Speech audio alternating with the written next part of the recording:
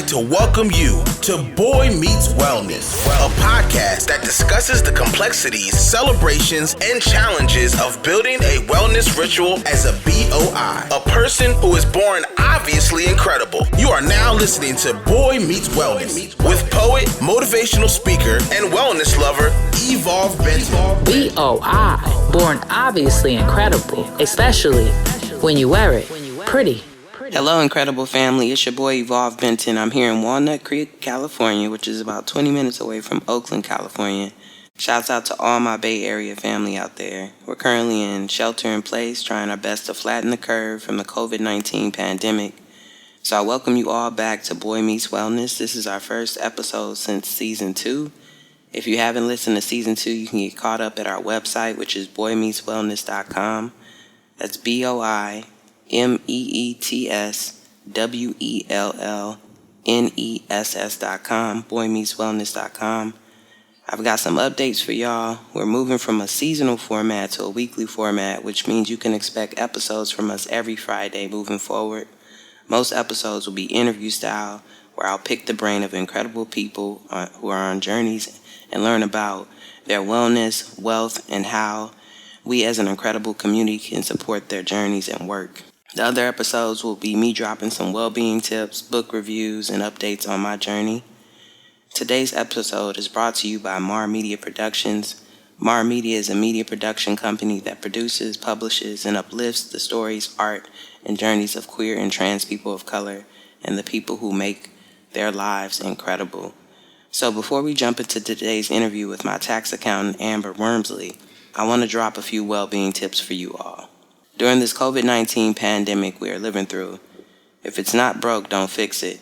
Which means if your routine hasn't been working, then why should you try it? Which means that if your routine has been working, why should you try something new? If you never really ate lobster and steak weekly, you shouldn't start now. The reason I say this is that we're all focusing on shifting as a country financially and worldwide. So they're calling out a recession. Other folks are talking about a depression, which means that our economy will slow down for several quarters. We want to make sure our money is liquid and we have a nice savings. So that means overspending during this pandemic isn't wise, which can be really easy when you're at home alone or even with a few people and isolated. Now, I'm not saying don't enjoy yourself, have a glass of wine, have some chocolate chip cookies, relieve your stress. What I'm talking about is hoarding and gluttony. So we don't want to overuse resources so we can make sure that everyone has more than enough. And we don't want to be living in gluttony right now and then not have enough money for later when we really need it. So the main tip for today is if it's not broke, don't fix it. So if you've been able to eat ham sandwiches, then why not stick to that and enjoy that instead of overspending now and not having what you need for later. So I hope you enjoyed that well-being tip. Let's jump into the interview with Amber Wormsley, my tax accountant. She's the founder of Impeccable Wealth, which is a company that supports small businesses leveling up to the next level, becoming big business or becoming medium-sized businesses. And on this discussion and this show, we discuss COVID-19 and its effect on your finances. What does it mean to shift from a small business and leveling up, and what she's been doing for her well-being during this time. I hope you enjoy this interview. I hope you enjoy this episode. Hello, folks. Welcome, Incredibles. Welcome to BOI Meets Wellness. Really excited and gracious for this conversation we're going to have today with my amazing friend and tax accountant, Amber Wormsley. Amber, welcome back to the show.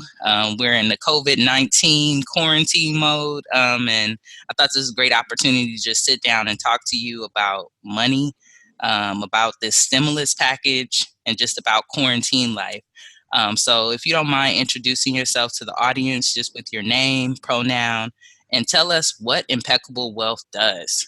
So one, I want to thank you for having me back. Like you said a little bit earlier, it's a little bit sooner than you expected, but it's always cool to kind of hear different perspectives and, all that kind of stuff. So I am glad to be back. But my name is Amber Wormsley. Pronouns are she, they. I'm kind of gender fluid, I guess you could say. And Impeccable Wealth is really just an organization that is really trying to support small businesses more so on the finance side with their financial operations and processes, and also providing financial strategy to be able to help small businesses and even freelancers or creatives be able to scale their business. Thank you for that. I really appreciate what you say about scaling your business. So I'm going to put you out there as a shout out real quick. What was really warm and honest and amazing to me, as you know, I consider you a business partner at this point in my business, is that you sent a card and you were like, yo, you know, thank you for letting me help your business and seeing your business grow. And it really pushed me to think outside of the box of like, what does it mean to level up your business or to extend your business to be able to even hire employees, you know? So can you just tell us a little bit more about like when you do give that consulting to small businesses to be able to build and extend, what does that look like? I think it depends on the business. I think from a service perspective, especially, it took me some time to even come to that, to, you know, sending out thank you cards and things like that. But I think in for my field where it requires a lot of trust, and I think specifically with tax, where it's like some people only see their tax person or talk to their tax person once a year, I kind of wanted to get people into the habit of not talking to your financial or tax professional once a year. And I also wanted to be like, hey, like I can do something for you and not really expect anything in return. Like I can literally just thank you trusting me, or for a referral or whatever, even if it doesn't result in money. Like the fact that people actually trust me to handle something so delicate is amazing. So that's for my industry. I think as it relates to other services, maybe like events and things like that, I think for all service industries, I definitely think the thank you culture is amazing, because most like you don't get something from Amazon and Amazon's like, thank you for your order. A handwritten letter at that. Exactly. You know what I mean? It's like very personal. It's very intimate. Yeah, you get a thank you for your order, but it's digital, it's automatically generated, like, and that's it. For products, I definitely think presentation is everything. Instagram has let us know, like, the prettier it is, the better it does. And of course, it has to be marketed as such, because you could have the best product, but if it's not marketed, it's not going to sell.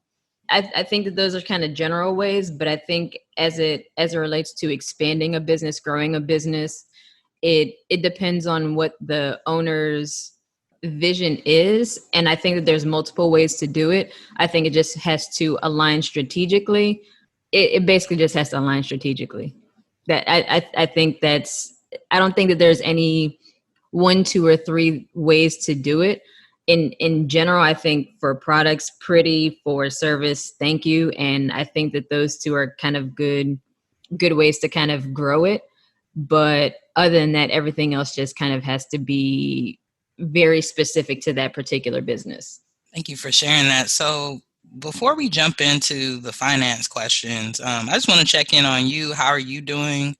Where are you currently located? And are you in shelter in place? Are you working from home? You know, how's your experience been with this whole COVID-19 pandemic? Quarantine life is amazing. As an introvert, like, I feel like I've been like the DJs going live and stuff like that, and I don't have to get dressed, like, and I could bring the club to the house at 2:00 in the afternoon. I ain't gotta, you know what I'm saying?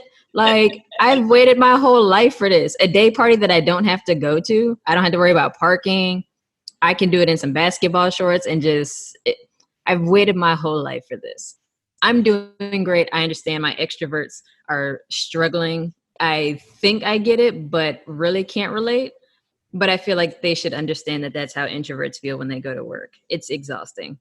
So yeah, but honestly, like I am in shelter. I decided to self-quarantine. My job's making me use PTO, as we kind of talked about earlier, but I'm gonna quit. So that doesn't really matter anymore. Honestly, during the time I've worked with I've worked on tax returns, of course, and I've been working with a client that I have on retainer, trying to make sure that the good thing is she really hasn't experienced too much fluctuation with sales, which is great. But we have implemented some things to make sure that that our employees are safe, and that's mainly been my focus, like trying to make sure that she's good and kind of coming up with strategies to make sure that even if things do get worse, like we have some plans in place. And yeah, other than that, some tax returns and of course like yoga and my typical like morning routine stuff. And other than that, I've been chilling. Nice. So what is that typical morning routine, for the extroverts out there who are trying to figure out, how to stay in the house, and how to build a routine? What's your quarantine routine right now? Quarantine routine. I like that. So even when I was going to work, I'd wake up, do like yoga or like just some sort of like light stretching just to kind of get my body, get the blood flowing. I journal, meditate. If I'm feeling it, like I'll go ahead and pray. And then that's kind of when I start my day, whether it's like getting dressed and getting ready for work. And more so now, it'll be like making breakfast, making tea, things like that. I'll work just as I normally did, like throughout the morning. Then usually like mid-afternoon, if I need to go to my client shop, then I'll go over there.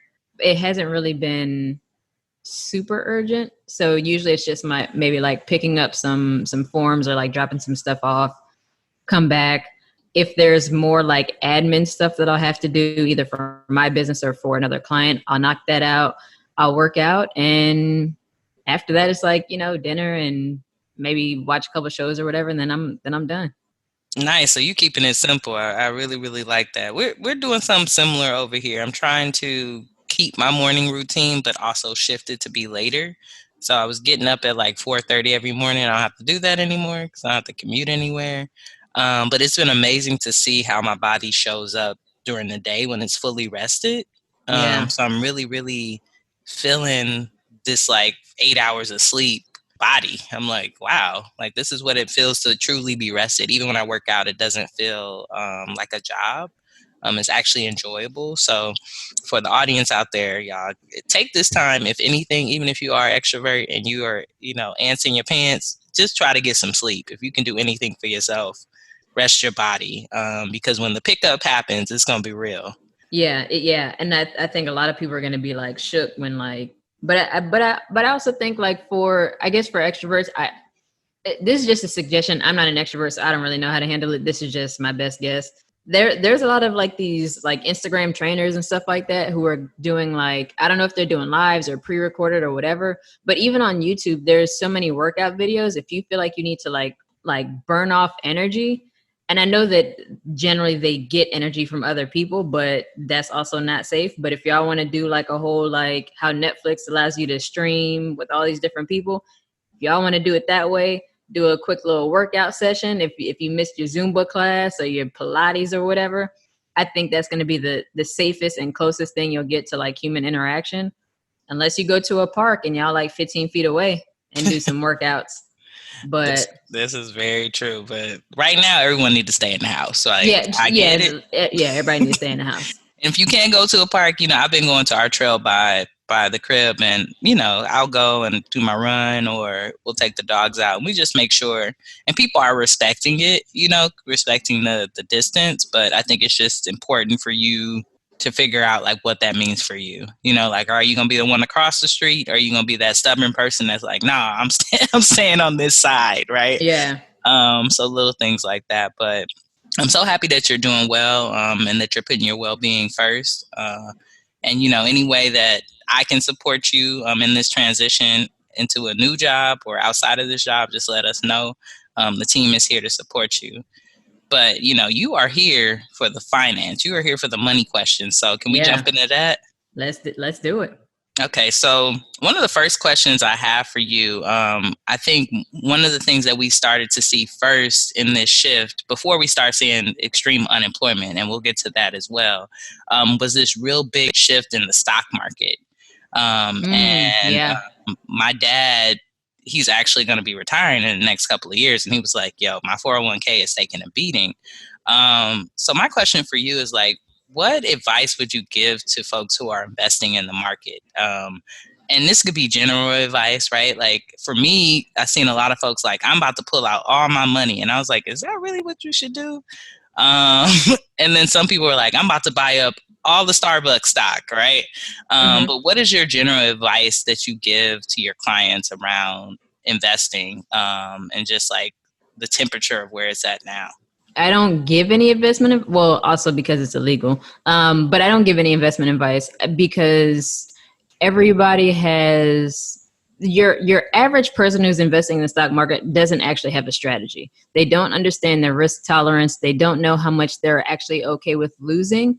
And so from where I'm coming from is completely different from like maybe where they see themselves. So that's the main reason why I shy away from it.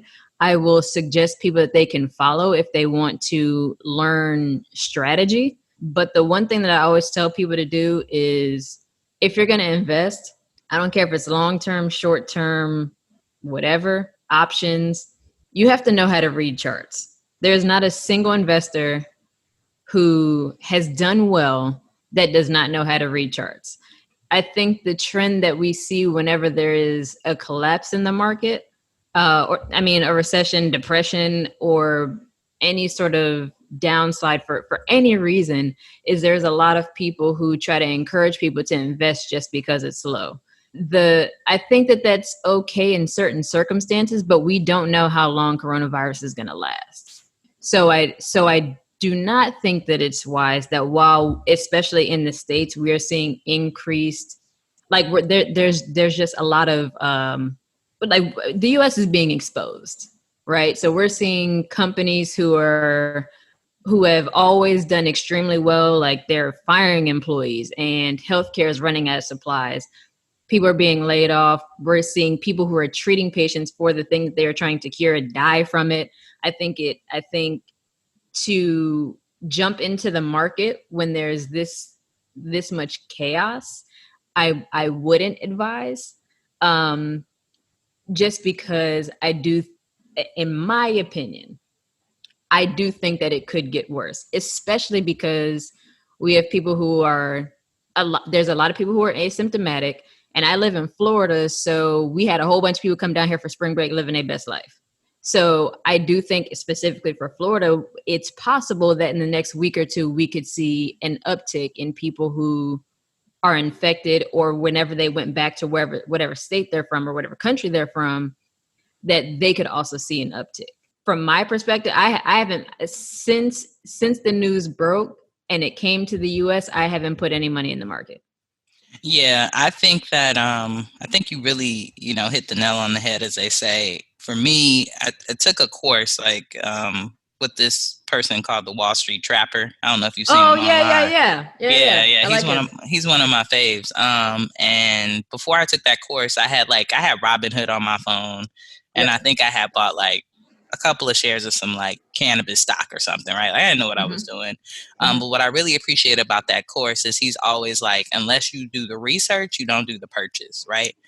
So really investigating the company, seeing their debt to income ratio, really looking at how they did in the last recession, which has been a tip that he dropped for us. And I was like, this is a good point, right? Looking back at their dividends, looking back at the money that they made up, looking back at their losses, and really investigating the company instead of looking at their current position, right? Absolutely. Because historically, that's where you're going to see how the company's going to do.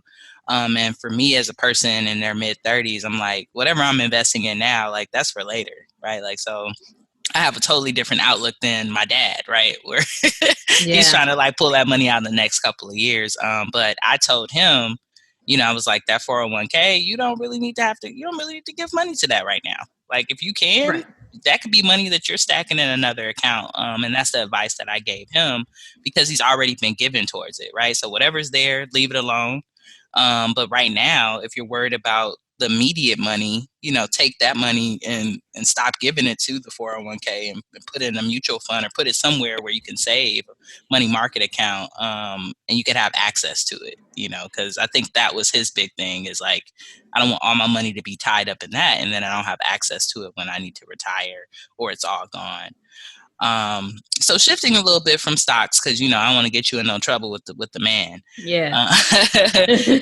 You mentioned earlier that you're supporting small businesses, and you even have a client on retainer. And luckily, this client is doing well. But what do you suggest for entrepreneurs and small businesses whose cash flow has slowed down? Should they take out these low interest loans that the government is throwing at them?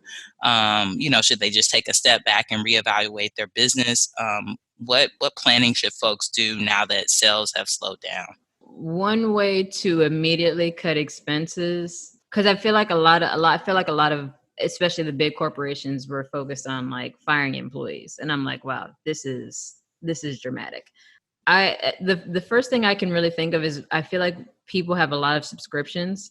So if you either go ahead and cancel them or just have your institution reissue your debit and credit cards, so that way it immediately stops any subscriptions. I think that's one way of cutting costs. But I also think that as any entrepreneur, you have to have the ability to be flexible. So if you started X business, if you stay stuck on X and your business has never shifted, you aren't really meant to be an entrepreneur anyway. And I don't mean that in a negative way, but when we're seeing a lot of people who do a lot of speaking engagements and things like that, they're all being canceled. And so now I see a lot of people who are like, all right, cool, well, I'll just do it online, which for some people, I know it's working out, if they're doing it. I know people have started creating like online classes instead of, doing the speaking engagement. So I think you always have to have the ability to shift. I know I have a friend who she makes like body butters, and she's always experimenting and all this other kind of stuff. I said, sis, people run out of soap. What's up? And I for another client, she was running out of soap. I went to an Office Depot to go pick up some, it was actually stuff for me, but I was like, hey, what do we need for the shop? Whatever. They didn't have any soap. I'm like, all right, cool. So I called her. I was like, hey, do you have the stuff to make soap? She was like, well, I don't make soap. And I said, do you have the stuff to make it? She was like, well, I could probably get it. I said, well, this is now your new business. You need to start making hand soap and some sanitizer while these places are still running out of. And honestly, if she was really about that life, she'd also start making some masks and be selling it to these hospitals and stuff like that all throughout Florida. But that's another topic. But I think it's just seeing where there's a gap, seeing where the pain points are. And if you have the ability, being able to shift, even if it's temporary. You can always go back to what you were doing before if it was working while everybody was, living their life. But again, if that's your only source of income, you have to be able to shift, meet the demand, and figure out the pain point to make sure that you're still straight, your employees are still straight, that the business still exists. Thank you so much for mentioning that around speakers. As you know, like I do a lot of speaking as well. And that was the first thought I had was like, everything's just going to have to be digital. And I didn't think that a lot of the folks I was going to be in contract with would want to do that. And all I got to say is the delay is not a denial. I just had to wait a little bit for people to calm down, right? Because most of the places that I speak at are like universities or tech companies, or even some nonprofits, but most of them are universities. Universities, the budgets haven't changed, right? Like the money is still there. I think that folks just needed to figure out what is this shelter in place experience going to be like, and how do they communicate with their community. So I thought contracts were going to be canceled. Nothing ever got canceled, but I was just, feeling that way, like seeing all these cancellations, but most of them have hit me back up. And I'm actually like enjoying the fact that I might be able to make the same amount of money, but in my robe. I'm like, maybe you know what? Maybe I won't shift back to going in person. You feel me? But and so I think that's a beautiful thing where it's like, okay, we can do it for X number of dollars, digitally. But if I have to leave my house, then it's like, okay, we gonna have to charge a premium because you might have to take a flight. You got to put on clothes now. You know what I'm saying? Like the admin of having to do all of that. I feel like in general should just cost extra. And that's why like my business is virtual. And, I have some people who are like, they'll sign up for a consultation. Let's just say they're in my area. And they're like, no, I want to see you face to face. And I'm like, oh, you want me to drive and put on clothes? oh, I got to charge you extra just because of the admin of it. This is a convenience fee, right? Exactly. And I didn't even really think about it as a convenience, but now that it's shifting to this more like digital virtual platform, I'm like, yeah, it is. I mean, and even if the great thing about it is most of my contracts, they're like, no, we still want to pay you the same amount. And I'm like, oh, this is amazing. Yeah. Because now I don't have to worry about a hotel. I don't have to worry about driving. I don't have to worry about getting Exactly. dressed.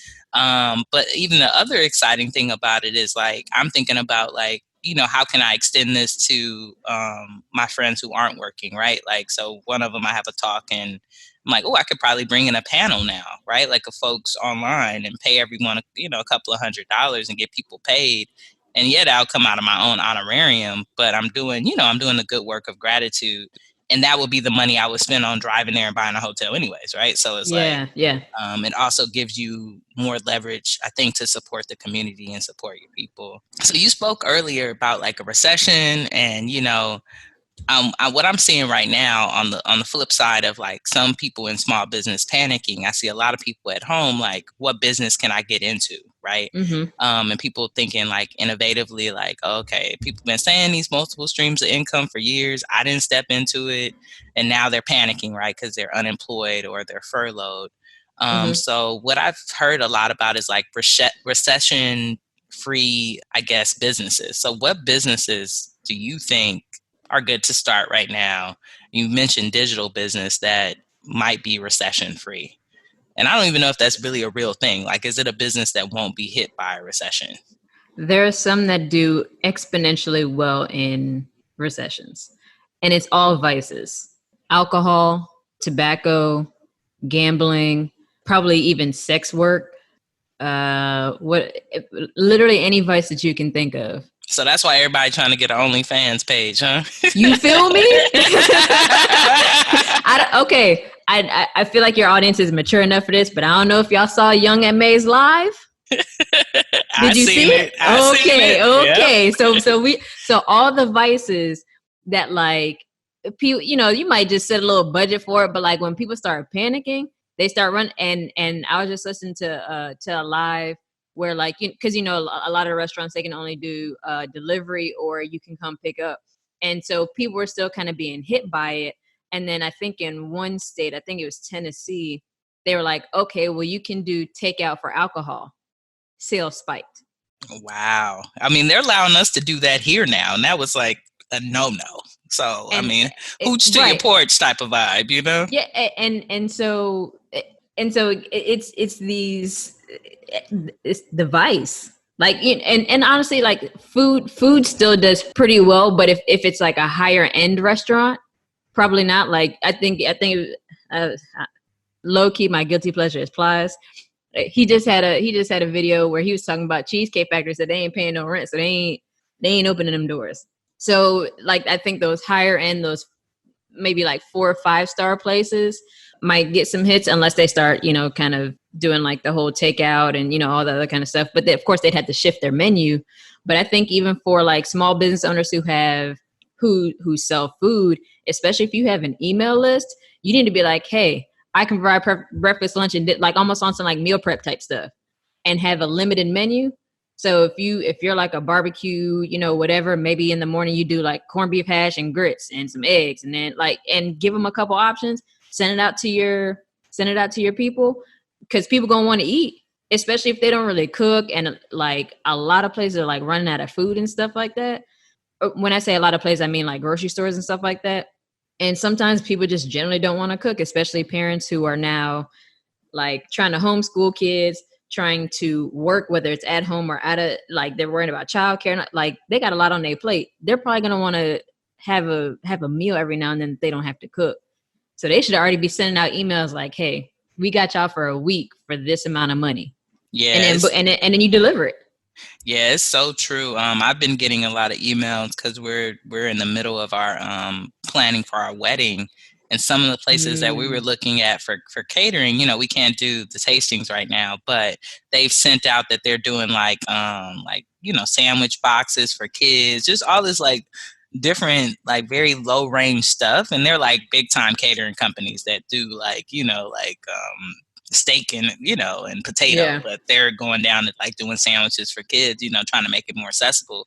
I also think it's a great time to get into the market of supporting our elders and our seniors, because those are the folks who aren't able to get out and get their medications, or, even if you had a courier service, you could really make a bang right now. And a lot of people think that they got to sign up, through Uber Eats and all these other folks, but you can probably create your own, in your own community, that you've built trust with, and really push that. So it's good to know that the vices are in right now. And I think also, I was talking to one of my family members yesterday who's in recovery, even the AA programs, you know what I mean? For our clinicians or our counselors, providing more of those services virtually, they're going to really be needed. Because a lot of people, they getting hit up with the vices right now because there's nothing else to do.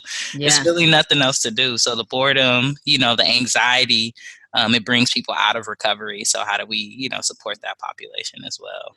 I didn't even consider like all those people who are recovering, like the additional resources that they'll need if they're not working. Because it's their busy time. My cousin's like, I don't have nothing to do. I'm bored. And I was like, girl, be bored and you get on that phone with your counselor. And my therapist even shifted to doing virtual sessions and stuff like that. So it's necessary. So the other thing that I'm seeing from our audience is, I think that so a lot of people, follow Dave Ramsey and different folks around debt and around building emergency funds. And I remember reading Dave Ramsey, and he was like, just $1,000, put it away and then pay off all your debt. And I was like, that ain't enough money, because I know what my emergencies look like. My emergencies are never $1,000. My emergencies are more like $2,500, probably like, $3,500. So for me, that was never the minimum. I feel like if I lived somewhere in Kansas or Iowa or, or somewhere maybe it was more low stakes, then maybe I could do something like that. But for folks who are just thinking about that emergency fund, what do you usually tell your clients? How much should they have saved and, put away for a rainy day? Because the rainy day is here. I'm a firm believer in cash flow. I wouldn't, for me, like, I understand what he's saying in theory, like it's more of a focused approach, but in the way that I see things, because I've also tried his, and I was like, yeah, this ain't it. I think that's also something that's very individualistic. And also, like, with you living in California, $1,000 ain't, that's grocery money. Pretty much. So I think it's really relative, because then you also have to think like, okay, well, if you don't have a car and you don't have kids, do you really need $1,000 in emergency savings? Because like, what, outside of something medical, I can't really think of any other emergency that you would have outside of job loss, which is a completely different emergency. We're talking like a one-time, like, ooh, I got this additional bill. Like, it shook me a little bit, but I got it. The way that I do it is I just never stop putting money into some sort of savings account. So I always contribute minimum, I think like 7%, but as much as 15%, it just kind of depends. And then what I do with that money is, currently that money is actually, or was actually used to, for when I quit my job and go full-time entrepreneur, that would be like my cushion. But prior to that, I would take that money and I would find something that I can invest it in, it could be a class, it could be, that's actually part of how I got like my first property and things like that. So I don't keep it in a savings account, because I know that the way inflation works, it actually decreases the value that you'll have the same dollar amount, but if everything else is going up and your dollar amount staying the same, obviously like you're still losing value there. So that's the way that I do it. But I think it just kind of depends on like what your goals and stuff like that are. Like, I'm single, no kids. So my needs are very different from somebody else that, like you said, you're starting a family. So your needs are going to be completely different from mine. Everything just comes down to like, what are you trying to do? Yeah, definitely. I think it's all about mindset. Once I hit in my head, I was like, okay, seeing 10K would make me feel comfortable, right? Like, and I think it's also about like our money mindset, and some of it's about our money healing, right? Like, so for me, as a person who's accumulated a nice amount of debt in student loans, and just has seen my family go through some very financial tragedies. I'm like, okay, it makes me feel better to see that. And that's what it really matters for me, right? So I always try to lean on, I'm not a financial advisor, but I do consider myself like a mentor to some and a motivational speaker, definitely. And I always try to tell folks, like, you need to get to your heart. Because a lot of folks are like, money shouldn't be emotional, but it is emotional for a lot of us. And until we get to strategy, it's like, what will make you feel good as far as your savings, right? And knowing, a few years ago, I was hella clumsy. I was running in the cars all the time. I don't do that now, right? Because I'm on the BART and I'm on the train. But at that time, I was like, dang, I probably do need a thicker emergency fund, right? Like, where's your life heading and what emergencies are occurring? So thank you so much for that. The next thing I want to shift over to is real estate. So I have seen so many folks talking about like the market. This is the bubble's about to pop. Get your money ready. What do you think the market, if it shifts to a buyer's market? Because, in California, they've been saying we're in a seller's market for a while.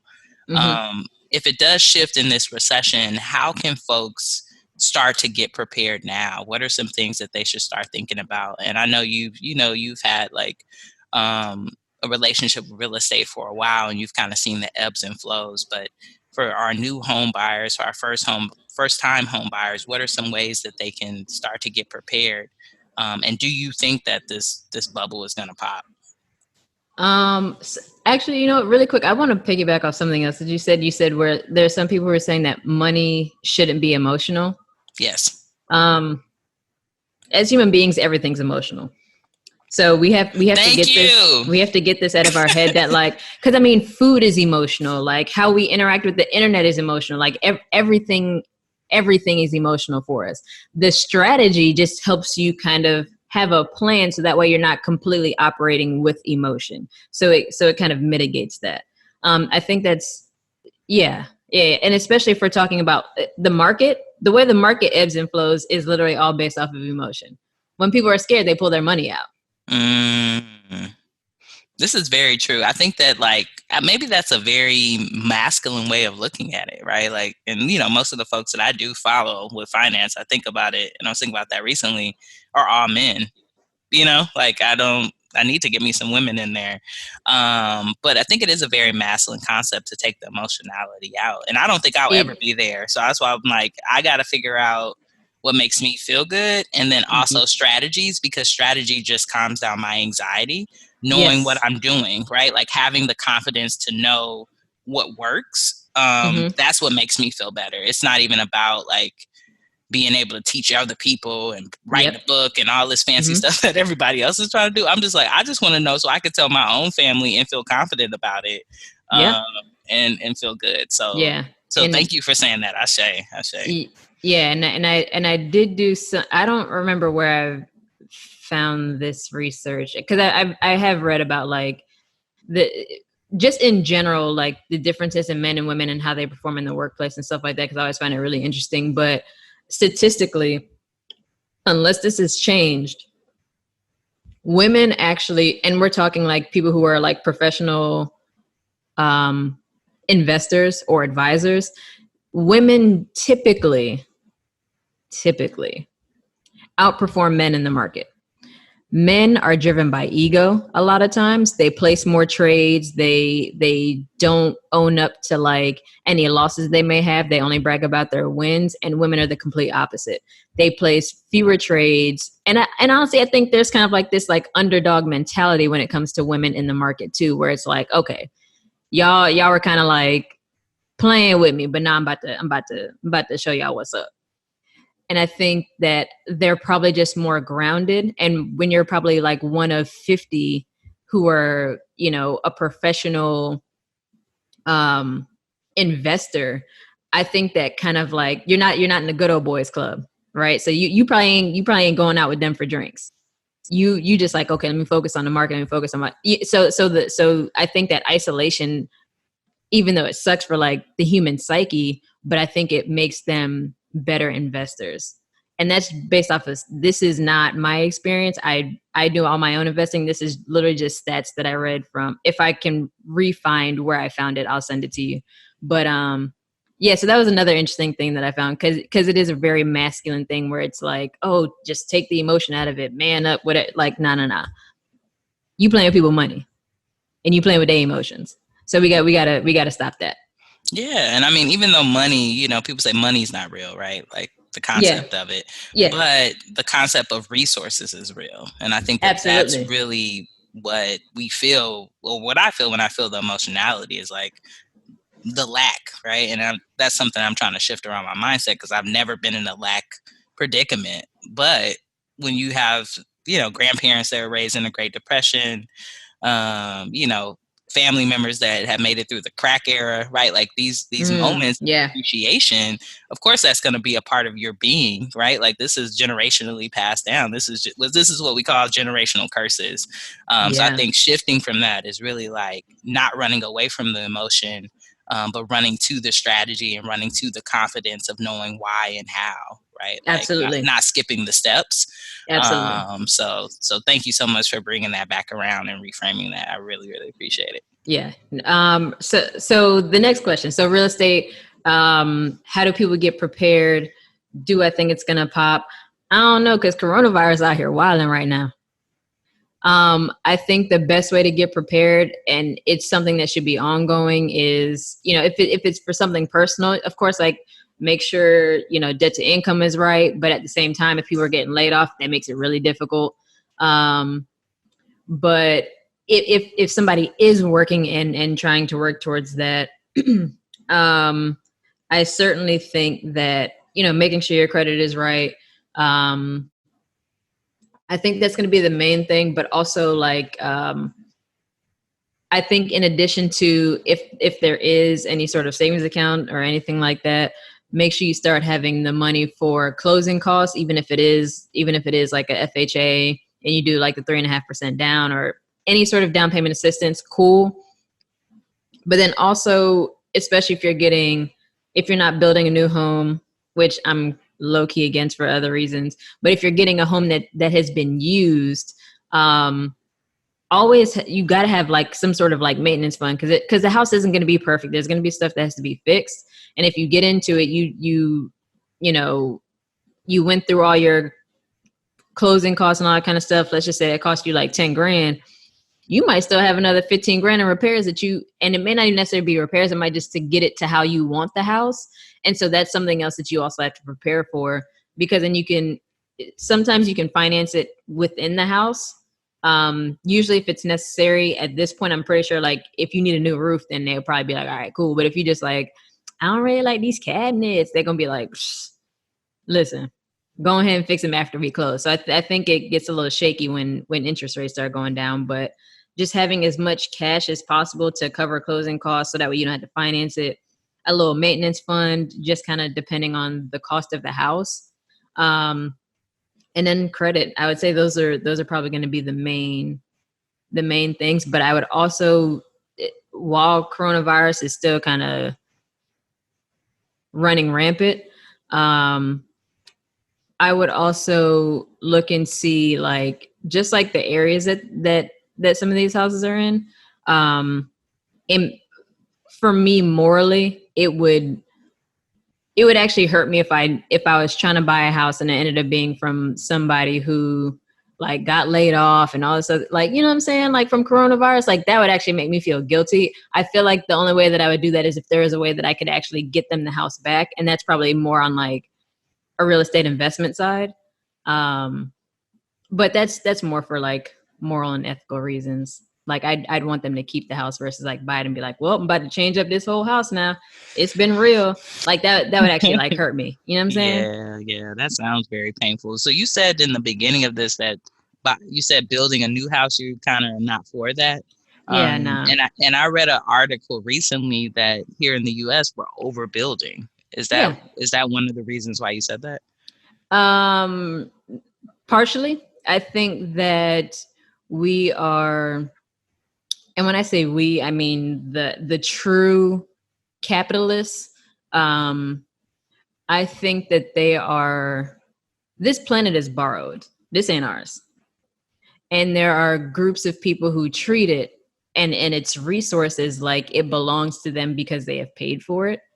And I think that they are at the point of like, and they have been for a while, like over exploiting every single resource, people, air, water, land, everything. And so that's part of the reason why it actually like disturbs my spirit whenever I see something new being built. Because Florida was all Everglades before, and now it's literally all concrete.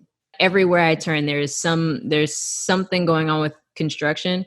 And I really think to be efficient, all we have to do is rebuild the stuff that ain't, and without gentrification, like it can literally be done without gentrification.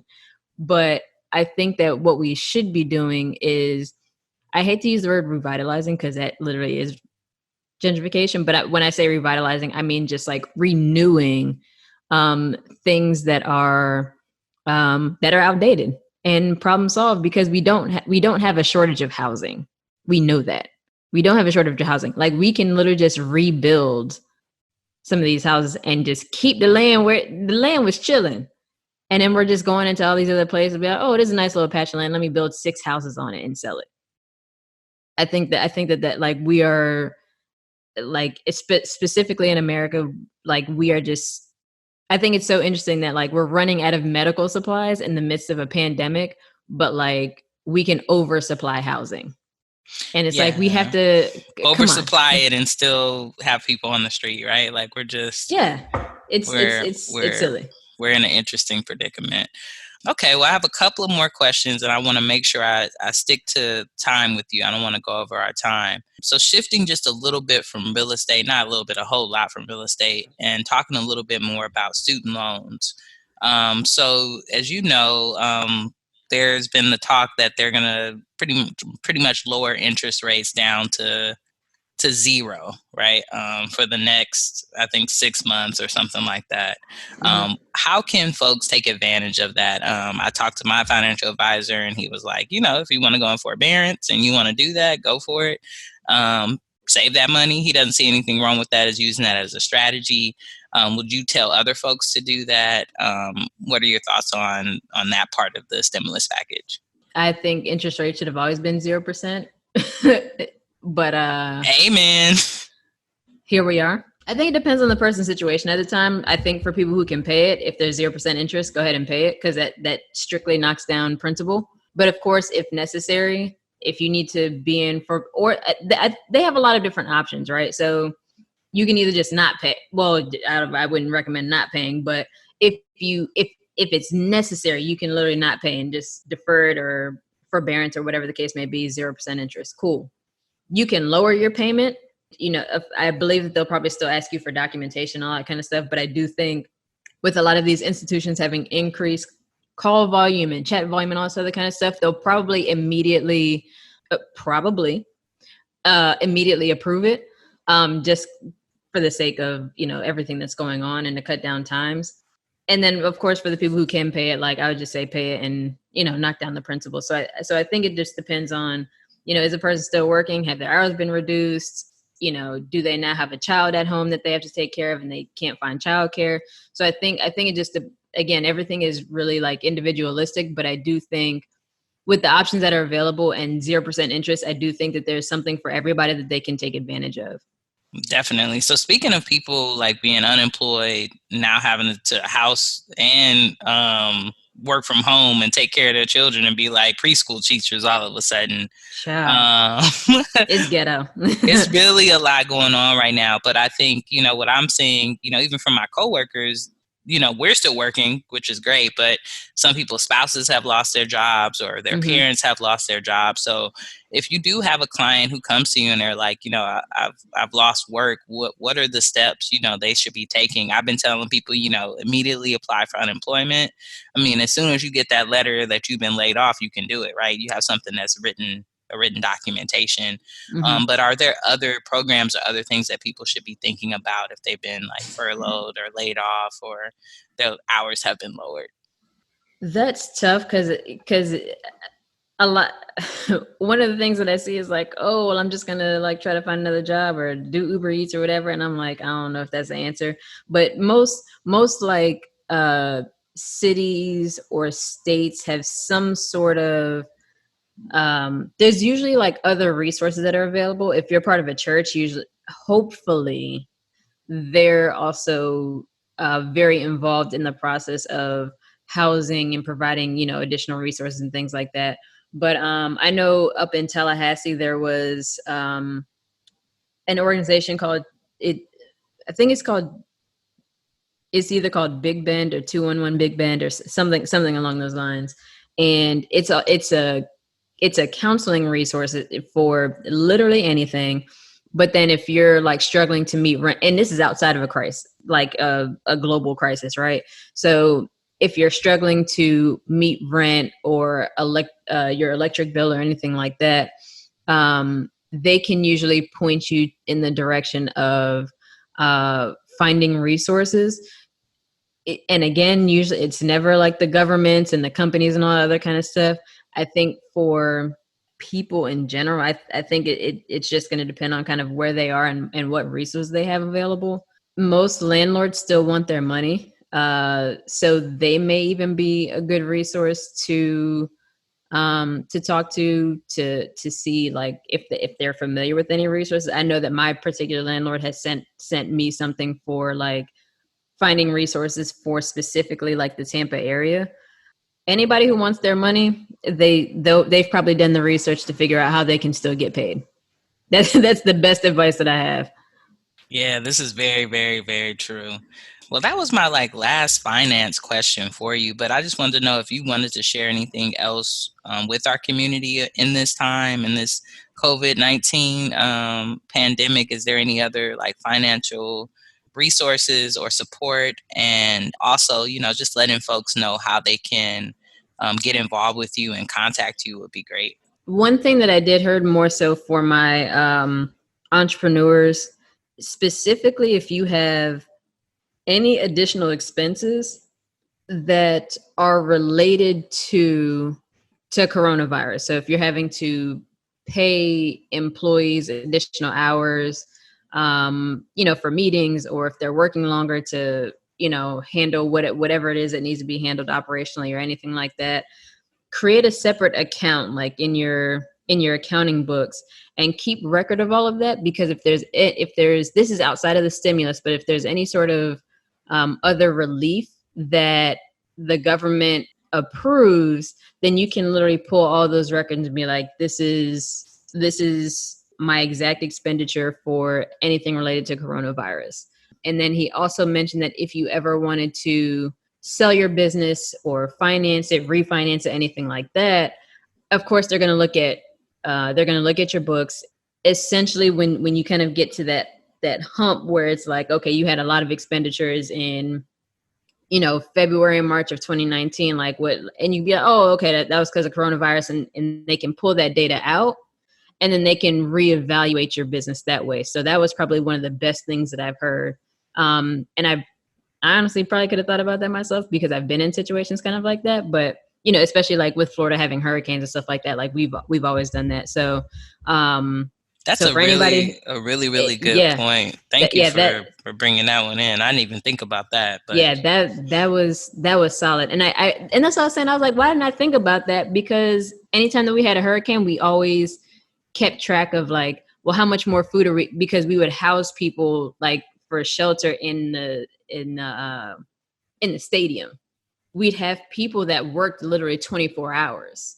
And they'd always have food, and we made sure we would like rent beds and all this other kind of stuff. And all of those expenditures would always go to a particular account, and they break it out. You might have Hurricane Matthew or whatever, and then you'd have like maybe rental of beds, you'd have wages, you'd have, overtime, you'd like all these things broken out. And so that way you could clearly see like how all the money was being spent during this particular. Because also like that's also tax relief, right? So there's tax credits for like disaster relief and all this other kind of stuff. So definitely the one thing I'm thinking right now that I forgot to ask you was about the tax extension.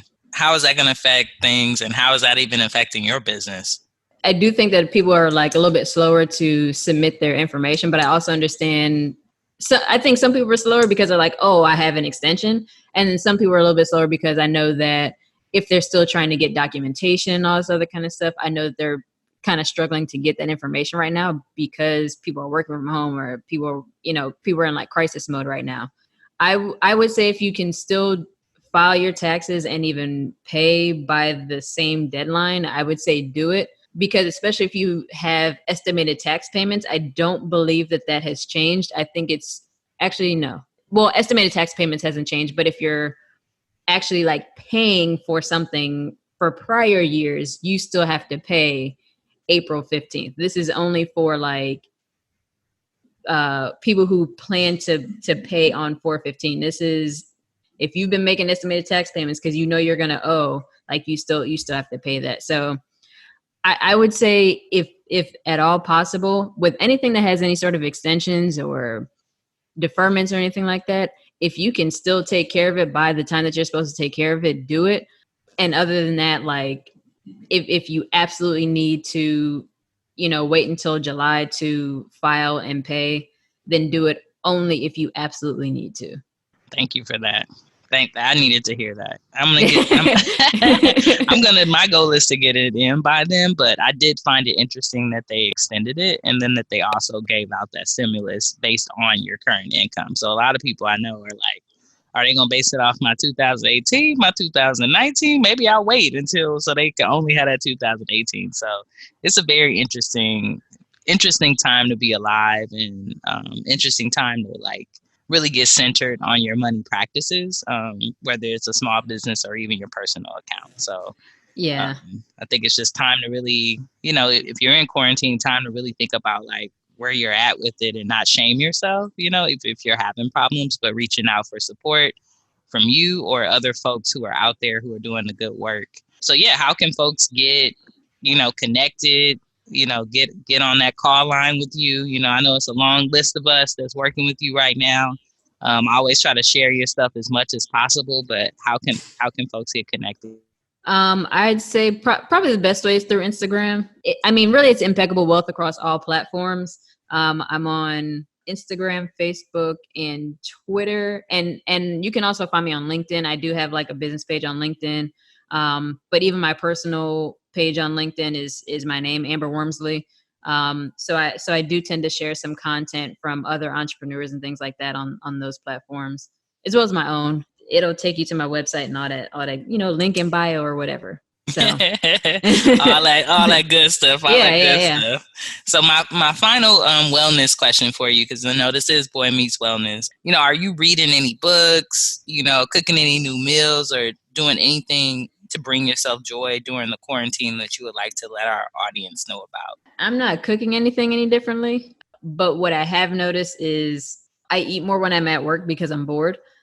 So I've had to, now that I'm like eating, and I wasn't overeating at work. I actually think I was eating the amount that I was supposed to, but because I was bored, I was like, I'm hungry, I'm going to eat this. Whereas like now I'm finding things that I actually like doing. So I'm kind of getting tied up in that and I'm actually forgetting to eat. So the only thing that I'm slightly doing different is I'm eating things that are denser. It's still like either vegetarian or vegan, but some things that I didn't really eat because I'm like, it's it's just not my thing. I am eating it just because it's, put a little meat on my bones. So that's kind of the only thing that I'm really doing differently. Books I usually read anyway, but right now I'm reading Emergent Strategy by Adrienne Marie Brown. It's, listen, she's a national treasure. I heard it's really, really good. And they do like meetups too, right? Or like trainings or something like that as well. Yeah. Yeah. Man, the book is good. Okay. I gotta pick this one up. Yeah. Well, thank you so much, Amber. Thank you for coming by, giving us your knowledge as always. As folks know, you can reach out to me to get contacted with Amber, or you can just check out Impeccable Wealth, an amazing resource for our community, for small business owners. And just thank you for, still being here and being solid during this pandemic, because I know a lot of folks are stressed, but I think it's more than an important time for us to continue to give the resources to our community and to continue to build and have these conversations. So, the more I talk to you and other folks who are doing the good work in finance and in money, I feel more confident. So thank you for being, a leader and a mentor in our community and doing this work. I really appreciate it. I appreciate that. And listen, don't sleep on the work that you're doing though. Cause I see you. Man, I'm always, giving myself a good pat on the back, but it's good to always hear from other folks as well. So thank you for that. I think we're a mirror to each other, right? Like, right. When I see you up grinding on Instagram and posting those questions to really get me thinking like, dang, am I thinking about my expenses? Am I thinking about my cash flow? It just empowers me to put more into my business. I am Amber Wormsley, and I am born obviously incredible. Thanks for listening to BOI Meets Wellness. Stay connected on and off the show by following us online at BOI Meets Wellness. That's boy with an I. Until next time, go be incredible.